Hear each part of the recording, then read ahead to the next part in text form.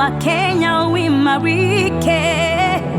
Nishike mkono, nikushike mkono, twende mbele pamoja. Niongoze, nikuongoze, twende mbele pamoja. Tushikane mikono kwa mwito mmoja, tufanye sote bidii kwa nchi yetu ya Kenya. Kenya, nchi yetu. Kenya, twende mbele pamoja. Hello and welcome to this year's edition of Jamhuri Day celebrations. We are coming to you from Nairobi, Kenya. Thank you very much for joining us. My name is Tom Boya. Na mimi ni Jamila Mohamed. Sikukuu hii ya Jamhuri hatusherehekei tu uhuru wetu, bali pia tunasherehekea hatua tulizopiga kama taifa tangu mwaka 1964. Mbali na hayo, tunamsherehekea kila mmoja wetu na juhudi zake katika kupeleka taifa hili mbele. Na Jamila, kauli mbiu mwaka huu ni pamoja tusonge mbele. Na kweli Tom, tunasonga mbele. Katika sikukuu hii ya Jamhuri kuna mengi ambayo mimi nasherehekea kama Mkenya, mbali na uhuru na amani na umoja tulionao. Lakini je, wewe Mkenya mwenzangu, unasherehekea nini katika siku hii ya Jamhuri? Nafikiri Tom, tuwasikize maoni ya Wakenya. As we celebrate Jamhuri, I am very happy to be in the country Kenya. Well, I celebrate, most of all, I'm happy of the tourist facilities that we have in Kenya. Mimi najivunia kwa serikali kwa kurudisha uchumi, imekuwa mzuri saa hii na maendeleo upande ya mabarabara. At least unaona vitu zinarudi vizuri kwa ground. I pretty much celebrate the inclusivity of women in different sectors. We can see that right now, as of the moment, women are included in so many sectors, be it the government, social life. Women are just being included in everything. Najivunia demokrasia ambayo imepiga hatua katika taifa letu kuanzia siku tulipopata uhuru. Najivunia tuko huru, tuko freedom. Katika hiyo wakati wa kupata uhuru, tuko slave kama ile zamani wakati wa koloni. Mimi ile kitu najivunikia Jamhuri Day ni kwamba kulingana na amani tuko naye through handshake, tumefurahi sana na tunaomba kama ingewezekana watu wote waungane wawe kitu kimoja, wasilete vurugo ili tuendeleze Kenya mbele. Na Jamila, bila shaka kama nchi naona tumepiga hatua kweli. Na infrastructure kwa lugha ya Kimombo ndio one of the areas nimeona ya kwamba tumegain a lot of ground.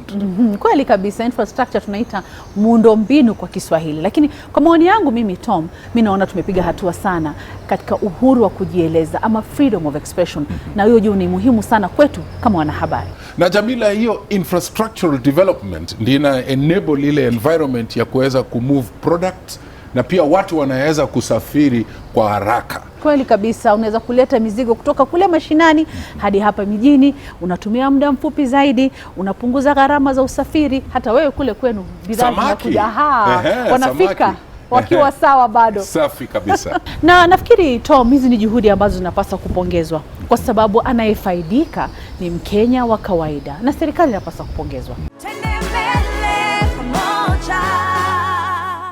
Kumbuka tunasema wa Kenya pamoja tusonge mbele. Na kumbuka pia ya kwamba government imekuwa imeweka emphasis kwa zile 4 pillars. 2 of them ikiwa ni manufacturing na ile affordable housing. Hizi zikiwa miongoni mwa ajenda 4 muhimu za maendeleo za Rais Uhuru Kenyatta zinazonuia kuimarisha maisha wa Kenya. Na kweli wa Kenya wamefaidika. Hii leo hebu sasa tuangazie hatua zilizopigwa katika sekta ya viwanda. Uzalishaji viwandani Kenya ni muhimu kwetu wa Kenya. Alipochukua hatamu za uongozi, Rais Uhuru Kenyatta alikariri malengo yake ya kuimarisha sekta ya viwanda humu nchini. Rais Kenyatta alizindua nguzo ya ustawishaji viwanda chini ya ajenda kuu ya maendeleo kuambatana na malengo ya Rwanda ya mwaka 2030 ili kuongeza mchango wa sekta hii kwenye ukuaji wa uchumi wa nchi hii kuunda nafasi zaidi za kazi na kuhimiza Wakenya kununua bidhaa zilizoundwa humu nchini. Under this pillar, we will focus on the following key areas, notably agro-processing, fish processing, leather, textiles, apparels, iron and steel, oil, mineral and gas, and construction materials. The manufacturing sector is set to contribute to job creation within the country, because manufacturing is one of the highest job employers within a country. The other role of the manufacturing sector is the role it plays in terms of forward and backward linkages and integration within a country. Uzinduzi upya wa viwanda vilivyofifia miaka ya hapo awali ilikuwa mojawapo ya mikakati ambayo Rais Kenyatta aliipa kipaumbele. One of my administration's key priorities has also been to revive state undertakings that have been designated as dead capital. I have done this as part of our big push investment because the utility of these state undertakings could not be allowed to go to waste. Kati ya viwanda ambavyo Rais Kenyatta alizindua upya ni kiwanda cha Rivertex. Kufikia sasa, serikali imewekeza zaidi ya shilingi bilioni 3 katika ukarabati wa kiwanda hiki. Hii imechangia pakubwa katika kuunda nafasi za kazi zaidi ya 1000 ikilinganishwa na takriban 400 zilizokuwa awali. Hii ilikuwa ni mawazo mzuri sana kwa serikali yetu kusema twende kwa njia ya viwanda. Kwa sababu ya nini? Viwanda inaajiri watu wengi sana. Saidi ni vijana. Wapate kazi, waweke pesa kwa mfuko, na inasaidia watu wengi sana kutoka all the value chain, kutoka kwa mkulima, kwa jina, kwa sababu kama sisi na ile watu wanaweza sasa kuuza hizo manguo. Kwa hivyo pia inasaidia Kenya yetu tuwe na foreign exchange. Changu Rivertex ikuje na ikaajiri wa mama. Tumejituma wenyewe, tunajitekemea, si wale wa mama wa kungoja mzee ninunulie kiperiti, ninunulie sukari. Tumejituma, tumejifunza kujitegemea. Kitambo tulikuwa na kazi ngumu sana, manake ilikuwa mashini ya analog. Lakini saa hii nikiangalia mashini ya digital ya kisasa, ambapo mashini yenyewe inafanya kazi. Sisi kazi yetu ni kuipea tu vipimo ambayo inatakikana, alafu yenyewe inatutolea ile kiwango yote, standard yote tunataka. We are laying an additional brick to the realization of our commitment to create more opportunities for our people. Today, we move even closer to accelerating the expansion of our national cake through the manufacturing sector as we cement our place of pride in the community of nations. Wakulima wa pamba nchini pia wana matumaini mengi kutokana na kiwanda hiki. Tumerudi kwa pamba na nguvu yote. Tukitaka kufufua viwanda vyetu vyote vya pamba, tukitaka kuhakikisha Kenya yetu hatutenda tulezi mboto, bali tuna ile kitu ile ambayo inaweza kutuwezesha watoto wetu wakule, watoto wetu wafae, watoto wetu wasome. Kitu inaitwa pamba saa hii ndio tumeirudia. Serikali kuu ikaona umuhimu wa kuanzisha hii kilimo cha pamba, wakatumana mashirika ambayo wamekuja kutufanyia mafundisho jinsi vile tutalima hii pamba, na pamba vile inaonekana saa hii tumeanza vizuri, na hata tumefika katikati, na hata pamba inaonekana vile ilivyo ni mzuri. Huu mmea si mbaya. Rais Kenyatta pia ameendeleza juhudi za kukizindua upya kiwanda cha New KCC, huku serikali ikiwekeza zaidi ya shilingi bilioni 2 katika shughuli hizo. Hii imeongeza uwezo wa kiwanda hiki wa kutayarisha maziwa kutoka lita 1300 kwa siku hadi lita 1800, hivyo basi kuwanufaisha wakulima 80,000 ikilinganishwa na wakulima 40,000 hapo awali, mbali na kuunda nafasi za kazi zaidi ya 2,000 kwa Wakenya wanaofanya kazi hapa. Kuboresha viwanda ya KCC ni kuonyesha ile stability. Wakulima hawatahangaika kwa biashara kupata soko ya maziwa, na hiyo ndio kitu ya maana yenye imesaidia. Na hata saa hii tunaangalia ile mazao yenye tunatoka kwa kampuni ya KCC, tunaangalia soko ya nje ya ndio Wakenya wazidi kufaidika na kazi ya maziwa. As a young person, I'm very thankful for this opportunity because through the modernization of New KCC, I'm able to get a place to work. a way to find the source of income, which was really hard before, but for now at least I have something to do here. Serikali ya Rais Kenyatta pia iliongeza juhudi za kuzindua upya kiwanda cha Kenya Meat Commission. Mabadiliko hayo yameongezea uwezo wa kutayarisha nyama wa kiwanda hiki kila siku kutoka mifugo 8 hadi 185, na hivyo kuwanufaisha wakulima wengi ambao kufikia sasa wamelipwa zaidi ya shilingi milioni 600, hali ambayo imeinua uchumi wa sehemu mbalimbali nchini. KMC has resuscitated the outlets that KMC have, collecting today approximately 1 million shillings every day. Previously, this outlet collected 8,000 shillings daily. This 1 million translates to 30 million every month and Kenya shillings 3.6 billion annually in just one outlet. Before September 20th, such revenue would have been impossible. We have had to synergize between the KDF competencies that we have in very particular areas and also the KMC competencies that they have. And together, synergizing, we've been able to turn around this KMC over a period of 5 months. Tuko tayari, tuko tayari. I say, tuko tayari, tuko tayari. Katika juhudi za kuwapa vijana wa taifa hili fursa ya kujiendeleza, Rais Kenyatta alitilia mkazo ukarabati wa kiwanda cha kutayarisha nguo katika kitengo cha NYS cha Ruaraka. Serikali imewekeza shilingi milioni 500 katika ukarabati wa kiwanda hiki ambacho kufikia sasa kimewaajiri vijana 400. Kiwanda hiki kimetengeneza sare zaidi ya milioni 3.4 za vikosi vya humu nchini na pia barakoa zaidi ya milioni 3.6. NYS has become a critical player and also an enabler of the Big Four agenda across the 4 pillars, but particularly in food security and manufacturing. Today, we are glad to note that the Textile and Garment Technology Institute has been modernized through the acquisition of new machines and equipment to enhance efficiency and quality. NYS imenisaidia to achieve my dream because ile course nilikuwa nataka tayari I'm pursuing it, and the skills ile yenye nimepata hapa they are of high standard.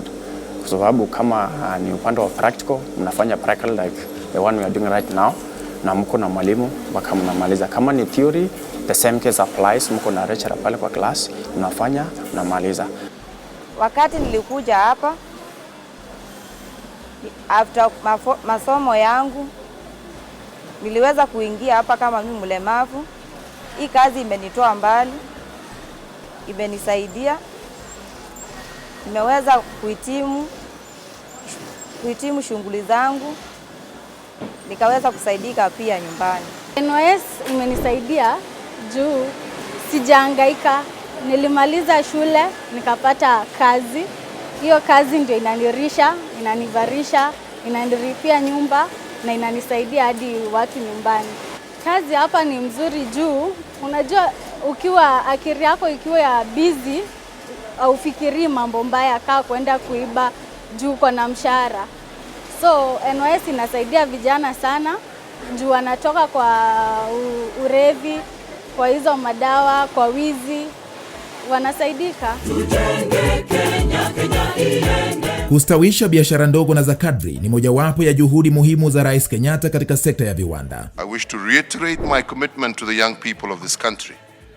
You are the most important agenda for me and my administration, because you are not only our future but our present. We will continue to ensure that we level the playing field for you through education, training, and we will increase opportunities for you to be the very best of Kenya. Kufikia sasa, serikali imewekeza takriban shilingi bilioni 6 katika mipango tofauti inayosaidia biashara hizi kupitia taasisi ya utafiti na uimarishaji viwanda KIRDI. Taasisi hii ina vituo 9 katika kaunti mbalimbali zinazonufaisha zaidi ya biashara 300 kila mwaka. KIRDI inatupa nafasi kwamba kuna machines nyingi ambaye hawezi kupatikana nje. na mashini zote ziko sehemu moja. Mashini zote ni mpya na ni modern, mashini za kisasa, na wana charge bei nafuu kwa kutumia mashini za hapa. Mimi mwanabiashara mdogo siwezi lipia research kwa ile cost ya kawaida. Hiyo itamaliza capital yangu yote. Sasa hapa Kirdi ukikuja unapata researcher mwenye ni expert kwa hiyo area unataka. Sasa huyo expert unamwambia, kama mimi nilimwambia nataka kutengeneza marashi, customers wangu wanataka ile marashi inakaa kwa muda fulani, na pia wanataka isichoke watoto, isikuwe na ile harufu kali sana. Sasa researcher wangu aliweza kunisaidia kujenga hiyo product kama vile customers wanaitaka. Kirdi ni mshirika wako kwa idara ya viwanda. Pamoja tusonge mbele. Hii ni sawia na huduma za incubation zinazotolewa na serikali kwa biashara ndogo na za kadri kupitia taasisi ya Kenya Industrial Estate na pia kupitia mamlaka ya Micro and Small Enterprises ambayo kufikia sasa imewekeza shilingi bilioni 1.2 kujenga na kukarabati viwanda vidogo vidogo vinavyotumiwa na biashara hizi katika maeneo bunge tofauti.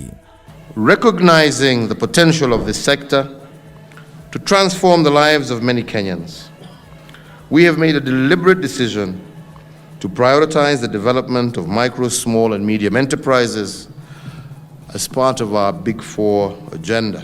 Serikali ya Uhuru Kenyatta ilifanya vizuri kuleta mzee hapa kwa sababu tunapata incubation hapa na inasaidia sisi kufanya kazi hapa, na tunafundisha vijana hapa.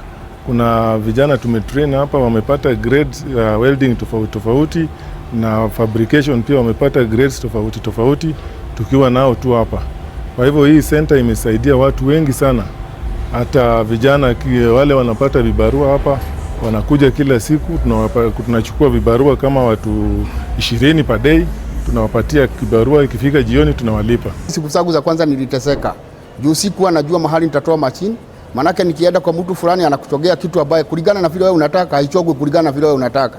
Lakini the moment nilikuja kugundua kuna machines hapa, nimefaidika sana juu kazi yangu huaga ni precise kulingana na mimi mwenyewe nataka na kulingana na vile customer anataka. Kuna machine zingine ziko pale zimekuja, machine ambayo ni modern, sio kama zile za zamani tulikuwa tunatumia. Yenyewe kusema ukweli tukasi Uhuru tumeona akiwa ametufanyia kazi poa. Tuchape kazi, Kenya iende mbele. Serikali ya Rais Kenyatta pia imetilia maanani ustawishaji wa viwanda vya kibinafsi vinavyochangia pakubwa katika kuunda nafasi za kazi na kuendeleza uchumi wa nchi hii. Kupitia maeneo ya export processing zones, viwanda vya kibinafsi vinafaidika na mazingira bora ya kibiashara na kwa bei nafuu. Maeneo kama haya 76 yamesajiliwa, huku nafasi za kazi kwenye EPZ zikiongezeka hadi takriban 1106. Tumepata mazingira bora because ukiona wawekezaji rasilimali huwa wanatafuta mahali kuna usalama, mahali waweza fanya kazi kwa rahisi, na tunaona shirika la EPZ imetusaidia sana. Kwa maana mara nyingi wanafanya kazi ile inaitwa one stop shop, mahali kila kitu nafanyika mahali pamoja.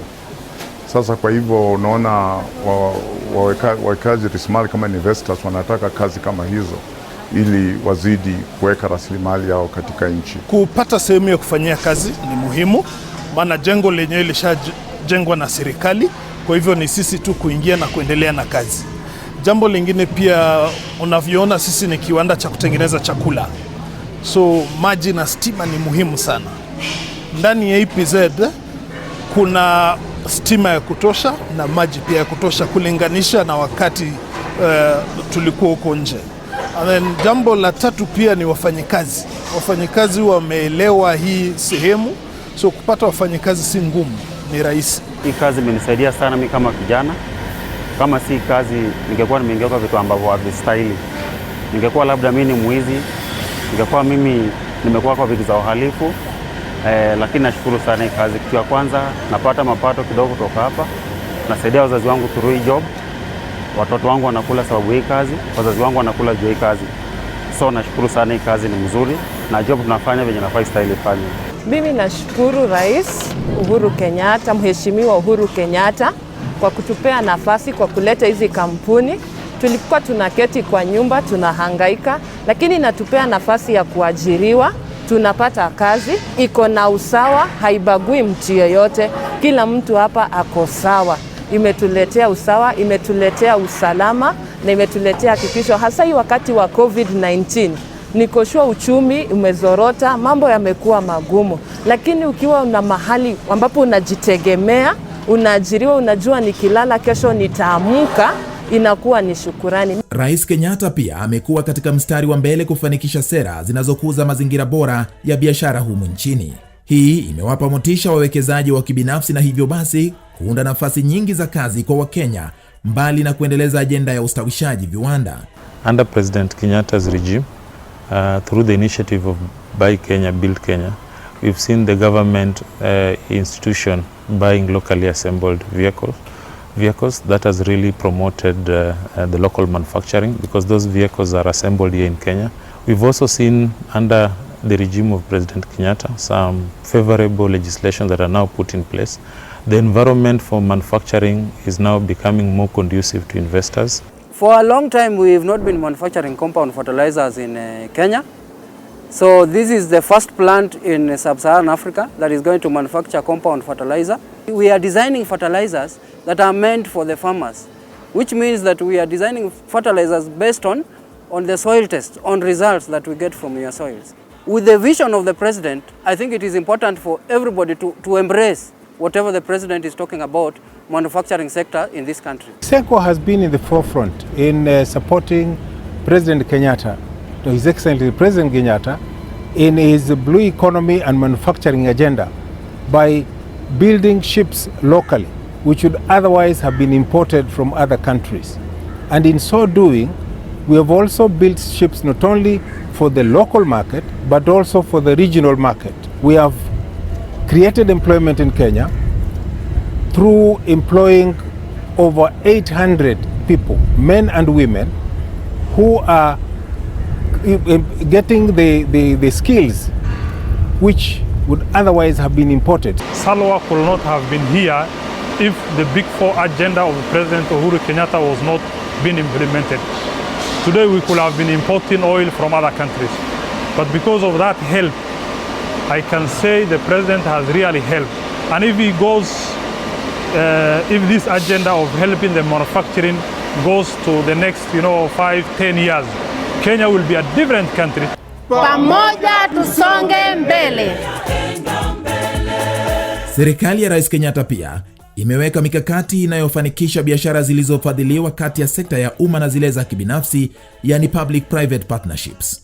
Our ability to be able to become an industrialized nation, to be able to create good quality, well-paying jobs for our young people, and to be able to turn Kenya from a country that consumes products from other parts of the world to a country that exports not only her products, but her technology across the globe.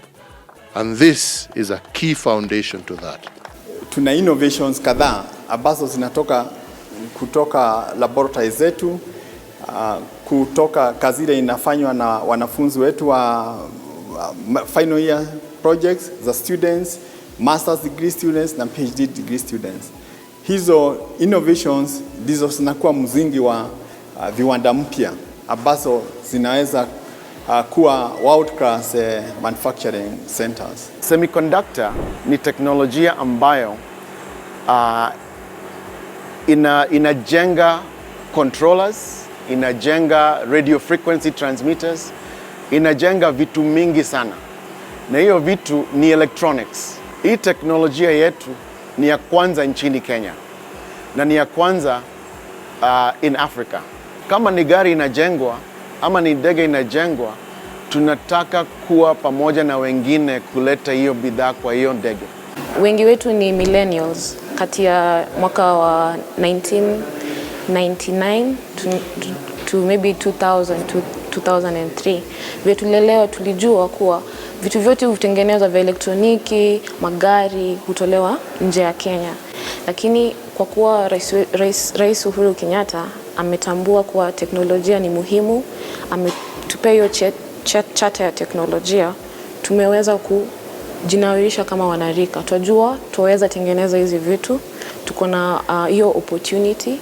Pamoja tusonge mbele. Sekta ya viwanda inapoendelea kuimarika, shirika la Kenya Bureau of Standards lina jukumu muhimu kuhakikisha Wakenya wanapata bidhaa bora. We are now developing standards at the African level under the African Organization for Standardization, so that we can have harmonized standards, so that we can be able to sell our product not only to the EAC but also to the African continent in general. One thing I can say is KEBS has really supported us, because through their standards and manuals on how to formulate these processes, and also they've become more efficient in terms of doing the analysis and providing us with the S-mark, so it's easier for us to go to the market. Kati ya malengo muhimu kwenye ajenda kuu ya maendeleo na ruwaza ya mwaka 2030 ni kuwapa Wakenya fursa ya kujipatia riziki. Juhudi za Rais Uhuru Kenyatta za kustawisha viwanda nchini bila shaka zimechangia pakubwa katika malengo haya, pamoja na kuendeleza kauli ya Nunua Kenya Jenga Kenya, yani Buy Kenya Build Kenya initiative. Ladies and gentlemen, when I conceptualized the Big Four, I did so in appreciation of the fact that for us to accelerate the achievement of our Vision 2030, we would need to take a new approach to our medium-term planning and focus on those issues that would have the greatest impact on the well-being of all our people. Kwa Rais wetu Uhuru Kenyatta, ningependa kusema kwamba tunashukuru sana sisi kama vijana vile ambavyo umeweza kutupatia nafasi ya kuingia katika nyanja hii ya manufacturing, maana tumeona kwamba mambo mengi yameweza kupanuka kupitia na manufacturing. Mtukufu Rais Uhuru Kenyatta, tunasema ni asante. Tumeona umetutendea mema. Hizi kazi zimesaidia, zikasaidia familia zetu na zikasaidia hata watu wengine ambao tumeajiri kazi. Tumesema asante, ubarikiwe na Ngai akurathime.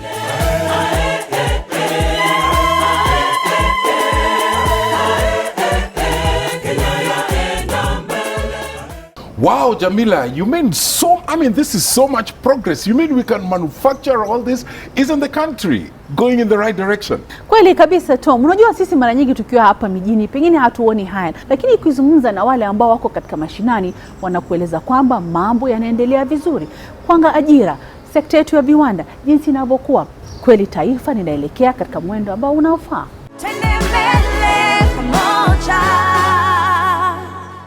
Mbali na haya yaliyotekelezwa katika sekta ya viwanda, kama taifa pia tumepiga hatua katika juhudi za kuhakikisha kuwa Wakenya wana makao bora ya bei nafuu na nadhifu. Tom, unafahamu muhimu wa mtu kuwa na makao yake mwenyewe. Naam Jamila, na sisi pia we traveled across the country na tukajionea, tukashuhudia the kind of work that is ongoing, ile imefanywa to ensure that Kenyans get decent and affordable housing.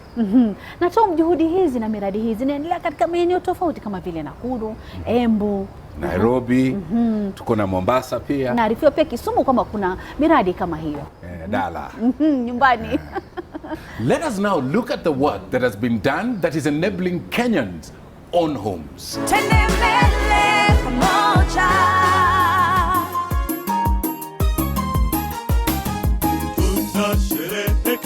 Miundo msingi Kenya ya ujenzi wa makazi ya wafanyikazi wote, bei yake ni nafuu, kuwezesha wananchi miliki makazi yao, waweze wote kujikimu. Kwenye ajenda kuu ya maendeleo, Rais Uhuru Kenyatta aliorodhesha ujenzi wa nyumba za bei nafuu kama mojawapo ya nguzo 4 za ajenda hiyo, ambayo inanuia kuwapa Wakenya makazi bora kwa gharama ya chini.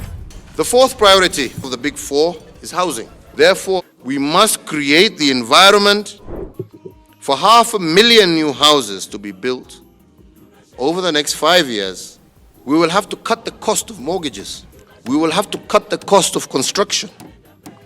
And we will have to raise cheaper and more patient capital.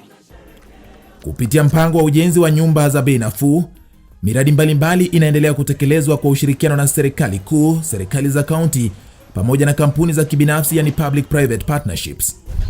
Ladies and gentlemen, our housing pillar is being realized through a robust partnership between my government and the private sector.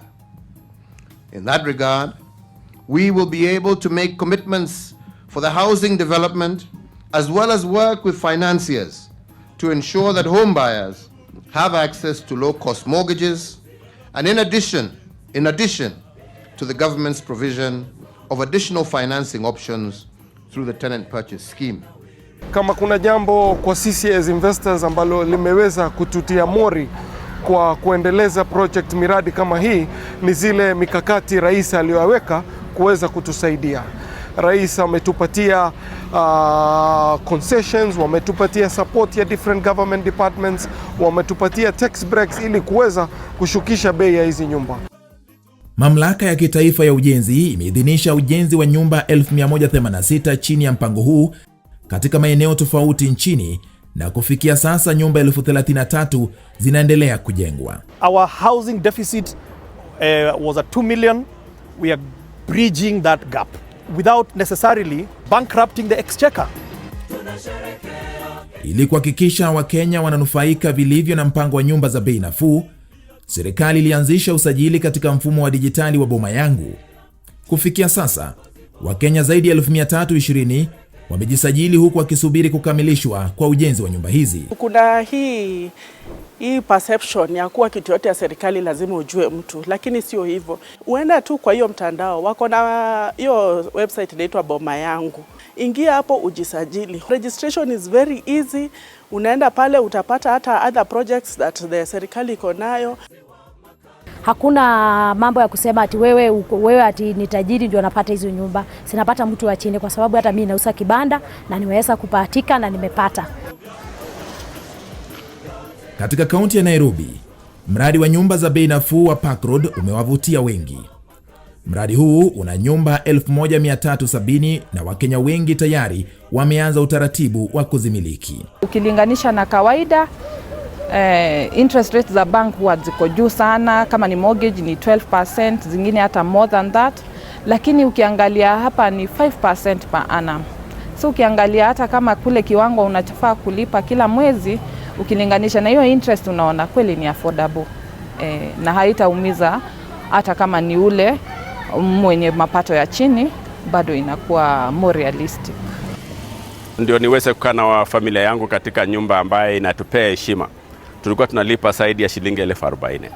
Lakini sasa hapa mimi nimekuja nalipia sasa nyumba ambaye mimi ni mmiliki kamili. Na hiyo ni majifuno kwangu. Na hiyo pia inanipea mimi utawala na uhuru ya kuweza kulala wakati wote nataka, naamuka, hakuna mwisho wa mwezi ati mtu atasimama kwa mlango yangu umechelewa kulipa rent ya nyumba, hapana. Kwa hivyo hiyo mimi nataka kusema hiyo ni kwetu, kwa serikali yetu ni pongezi.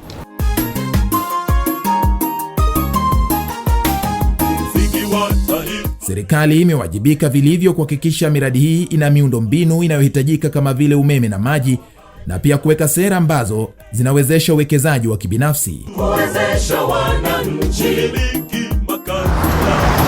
Miradi ya Pangani na Jivanji ni mojawapo ya miradi kama hii, ambapo nyumba 1560 na 1800 mtawalia zinajengwa. This is a real demonstration of what happens when government focuses policy, incentives and rallies everybody to come to the table. This is what we have managed to achieve. Affordable housing is not a reserve for Nairobi only. So for example, when you go to Mombasa, we've got housing units that are coming up there. There again, Mombasa County had issued out RFPs to private sector. We have brought them on board so that they comply to the affordable housing program. What His Excellency the President, the message he was trying to pass across to our investors is that there is actually a market that they've been ignoring since independence. Because for the longest they've been focusing on 3% of the high end of the market. Kupitia uongozi wa Rais Kenyatta, serikali imetekeleza miradi kadhaa ya nyumba zinazolenga wafanyikazi wa umma katika maeneo mbalimbali, na baadhi yake zimekamilika. Kaunti ya Kisumu inajivunia nyumba za wafanyikazi wa umma 250, Machakos nyumba 200, Kiambu nyumba 190, Embu nyumba 220 na Nairobi kileleshwa nyumba 22. I think I would really congratulate the President for this initiative, because this is the best initiative ever for the civil servants. you can never get a mortgage at 5% per annum. These mortgages go for 5% per annum, and you pay for a period of 20 years. So it gives you room for other developments when you currently own a place you call home.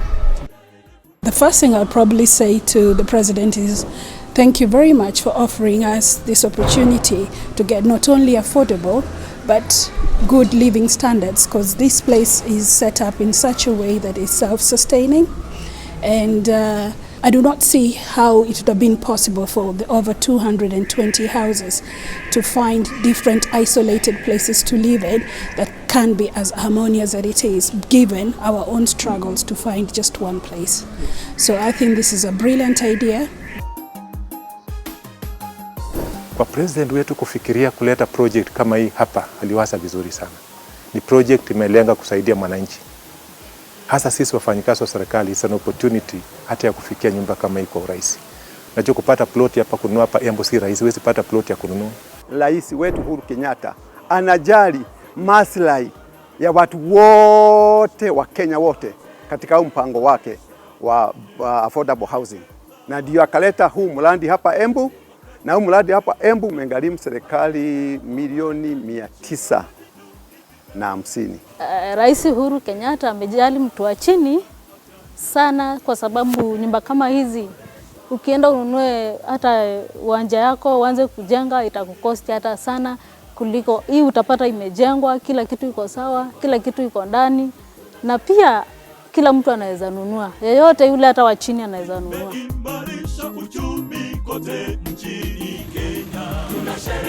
Miradi mingine ya nyumba za wafanyikazi wa umma inayoendelea ni mradi wa Bondeni jijini Nakuru ulio na nyumba 600 na ule wa Boston Point jijini Mombasa ulio na nyumba 1850. Hali sawia inashuhudiwa katika kaunti ya Kitui na zinginezo. Kwa vile ni joint venture ya private developer na serikali, tuna sehemu ya nyumba ambazo zimeachiwa developer aweze kuuza, na kuna sehemu za nyumba ambazo zimeachiwa serikali iweze kuwapatia civil servants na watu wengine. Huku akitambua mchango mkubwa wa maafisa wa usalama humu nchini, Rais Kenyatta pia ameongoza ujenzi wa makazi bora kwa maafisa wetu. Transformation of our security sector has without doubt been one of the most significant endeavors of my administration. We have invested in the welfare of those charged with our security personnel, which include upgrading of housing used by our security personnel. Kufikia sasa nyumba 1030 wa huduma ya polisi zimekamilishwa. Zingine 440 kwa maafisa wa magereza na 220 kwa maafisa wa utawala. Nyumba zingine 1790 kwa ajili ya maafisa wetu wa usalama zinaendelea kujengwa kote nchini. Askari walikuwa wanaishi wawili, hata saa zingine watatu kwa nyumba moja. Na sio maisha rahisi. Lakini kwa saa hii wanaweza rudi nyumbani wakifurahi, sababu wako na mahali wanaweza enda wapumzike na wafurahie na familia zao. Gereza hili la Kakamega kupitia kwa rais wetu Uhuru Muigai Kenyatta tulipata kuchengewa manyumba 60 ambaye ni ya maskari wa grade ya chini. Hapo mwanzo tulikuwa tunaishi kwa manyumba ya mabati. Sasa hivi wametuchengea hata utaishi na familia yako. Kazi inakuwa rahisi, unaishi ndani ya kambi. Maji iko, choo iko, kila kitu iko kwa hiyo nyumba. Nashukuru sana kwa sababu ya serikali ambayo imeweza kukumbuka askari ya magereza. Nakumbuka wakati nilisajiliwa huko nyuma niliweza kupata manyumba ya matope. Wakati baadaye tena ikakuja manyumba ya mapati ambayo ilikuwa mbaya sana, kwa hali ya kufanya kazi ilikuwa mbaya sana. Lakini wakati serikali imeweza kutukumbuka, tunashukuru, maana saa hizi tunaweza kufanya kazi kwa wakati nzuri, na mazingira ambayo tunafanyia kazi ni mzuri sana. Kama sisi ambaye tunaongoza hawa maaskari, hakika hawa maaskari wameingia manyumba wanafurahia, na tunaona ni kitu muhimu sana. Hata morali yao imekuja juu. Ili kuboresha makazi kwa familia ambazo hapo awali ziliishi katika makazi duni, serikali pia imewekeza katika ujenzi wa nyumba za bei nafuu kwenye maeneo tofauti. Katika eneo la Kibera kwa mfano, baadhi ya wakazi wamefaidika na nyumba 820 kupitia mradi wa Kibera Soweto East A. Nyumba kama hizi 460 pia zimejengwa katika eneo la Mavoko ili kuwafaidi wanaoishi katika mitaa ya mabanda. Serikali ilifanya vizuri, ikatuunganisha community na tukafungua kitu inaitwa cooperative ya watu wa chini, ambao tulikuwa tunapeleka pesa kidogo kidogo ndio ufikishe 10%. Na wale waliweza kufikisha 10% walibarikiwa kuja mahali hapa na wakapata nyumba. Mimi sasa naishi 2 bedroom ambayo iko na kitchen, iko na choo na bafu na balcony. Maisha yamebadilika, hata si kwa vile unaniona. Nyuma tulikuwa na shida kubwa kwa sababu tulikuwa na nyumba ya mabanda na kila wakati zilikuwa zikichomeka, tunasikia mbaya. Lakini serikali sasa walitokea, wametusaidia mpaka tukasikia vizuri. Siku hizi tunakaa makao mazuri, tunakaa nyumba nzuri. Zamani hatukuwa na choo, tulikuwa na tupa, lakini siku hizi hatutupi. Choo imetengenezwa, choo ya kisasa, choo mzuri, ili unafurahia maisha kulingana vile miaka yangu iko, nafurahia kwa upande wa serikali kabisa. Mradi huu wa kuboresha makazi duni unaendelea vyema na serikali sasa inafadhili ujenzi wa nyumba 1400 katika eneo la Kibera Soweto B na nyumba zingine 13,000 kwenye eneo la Mukuru na maeneo jirani. Under slum upgrading program, it's very important to understand that it is not just about housing there. It is about providing basic infrastructure. We have touched many lives in the informal settlements. We have done 10-year regularization, and His Excellency the President will go down history lane as having provided the most number of titles. Miradi hii ya ujenzi wa nyumba za bei nafuu haiwafaidi wanazozimiliki tu. Biashara za kibinafsi zinazohusika na vifaa vinavyohitajika katika ujenzi kama vile vyuma, simiti na vingine vimefaidika pakubwa, kwani sasa biashara inanoga kutokana na ongezeko la mahitaji. The President's main agenda was to make sure that low-income earners have affordable housing. With that, he came up with all the housing units, the schemes all over countrywide.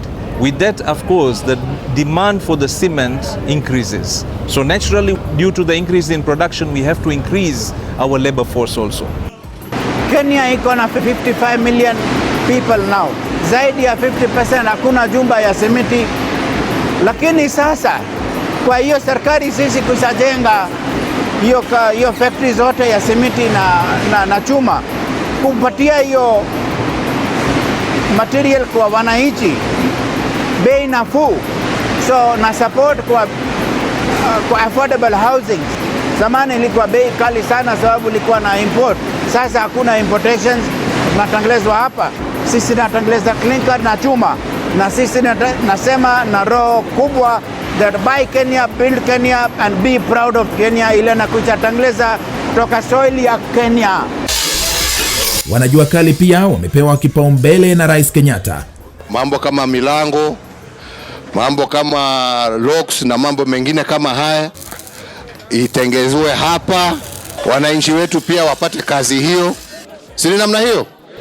Tulikuwa tumepewa association 3, moja ilikuwa Ngong Road na ile nyingine Kamkonji na ile nyingine Kariobangi. Upande wa Ngong Road tulipewa milango 400, na kwa workshop yangu ambao ni Dignified Fabricators niliweza kufanya milango 100. Niliweza kunufaika kwa sababu wakati ule nilikuwa nafanya hiyo kazi, kuna ile mapato nilipata.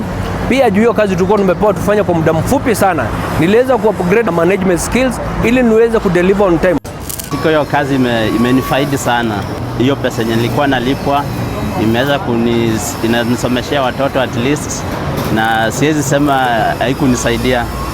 Juu ni kazi yenye imenisaidia na inanipromote bado, na najua bado tutaendelea kuifanya. Kama alivyonuia Rais Kenyatta, maelfu ya Wakenya wamepata ajira kwa njia ya moja kwa moja au isiyo ya moja kwa moja kutokana na miradi hii ya ujenzi wa nyumba za bei nafuu. Kila kitu cha mradi huu kwenye site hapa sasa hivi ni kitu ambacho kimepatikana locally. Mchanga ni wa kutoka hapa hapa, kokoto ni za kutoka hapa hapa, watu wajengaji ni wa kutoka hapa hapa. Kwa sasa tuko karibu na watu 400 kwa site wanafanya kazi. So ni kitu kimeweza kusaidia biashara nyingi hapa Mombasa na pia Kenya nzima. We thank President Uhuru Kenyatta for giving us youths this opportunity to work in such a site. personally, I've learned a lot in this site, and I know there are a good number of youths who will be developed in this kind of plan. Hii project ya nyumba ya Pangani inafanya kazi ya kuchomelea. Naunda milango, madirisha. Imenisaidia kiuchumi, kukula, kulipa nyumba, yani na kuisha familia yangu hata kama iko mbali. Mimi nashukuru kwa hii kazi kuwa hapa, imeniokoa kama mama. Nalipia mtoto school fees, mtoto wangu hawezi kosa cha kukula. Yani tunasaidiana kwa nyumba. Hii enzi ya corona tumekuwa na matatizo na kazi kukatika kwa watu wengine, ambapo sisi tunajikuta hapa kazi tunafanya vizuri, hakuna matatizo. Imenisaidia kulipa nyumba, watoto pia kupata pesa za kulipa shule, na miradi zangu zingine za kibinafsi pia naona inaendelea vizuri. Hii mradi ya Pangani imenisaidia sana. Tusilali njaa na mtoto wangu, na pia nasaidia vijana mitaani. Mtu kama mimi siingilii ukahaba. Vijana wakunywa dawa za kulevya, wakikuja hapa wanapata ajira. Isipokuwa ni hii mradi hatujui penye tungekuwa saa hii. Lakini saa hii kama mimi niko hapa na uwezo wa kusaidia familia yangu wanasoma, watoto wangu wanasoma, imenisaidia, nimeanzishia bibi yangu kwa biashara ya salon. Next time I think nitanunua shamba kutoka kwa hii mradi ya rais. Tuchape kazi na pamoja tusonge mbele. Juhudi hizi za Rais Uhuru Kenyatta za kuwapa Wakenya makao bora kwa gharama ya chini bila shaka zimekuwa na manufaa kwa maelfu ya Wakenya kwa njia moja au nyingine. Hatua kwa hatua, Kenya yasonga mbele katika kuafikia malengo yake ya ajenda kuu ya maendeleo na yale ya ruwaza ya mwaka 2030. Every citizen deserves to live a dignified life that guarantees access to basic needs, provision of a decent shelter over their heads and their families being key to this. One day we will look back with a lot of nostalgia at what has been achieved during this term. This country has been at work. Singeliweza kujenga nyumba mara moja, sikuwa na hizo pesa. Sai, mimi niko na raha, nyumba kubwa. I can go with my wheelchair even in my kitchen and I feel so good. What I would tell my president Uhuru Kenyatta, wale watu wa mapato kidogo, nashukuru sana. Huo mradi umetusaidia wengine wetu. Kweli ni jambo la kuridhisha kuona ndoto hiyo ya kuweza kuwa na makao bora, nadhifu na bei nafuu ikitimia kwa Wakenya hao, Tom. Na wajua Jamila, owning a home means the whole world to most, if not all of us. Kweli kabisa, Tom. Na hata kwa hii tunasema pamoja tusonge mbele. Tumefikia mwisho wa makala haya, lakini sio mwisho wa sikukuu ya Jamhuri, Tom. Kwani tunasubiri hotuba ya Rais Uhuru Kenyatta. Hotuba hiyo itakujia moja kwa moja kutoka bustani ya Uhuru Gardens ambayo sasa ina sura mpya. Naam, asanteni, na kabla tuende tunasema hapa pamoja tusonge mbele. Asante, jina langu ni Tomboya and we are wishing you a happy Jamhuri Day. Na mimi ni Jamila Mohamed. Tukushukuru kwa muda wako na tunakutakia siku njema. Kwaheri. Kenya ni yetu, twende mbele pamoja, tufanye kazi pamoja, tukifurahia umoja wetu, tusonge mbele pamoja. Uhusiano kama wa Kenya uimarike. Nishike mkono, nikushike mkono, twende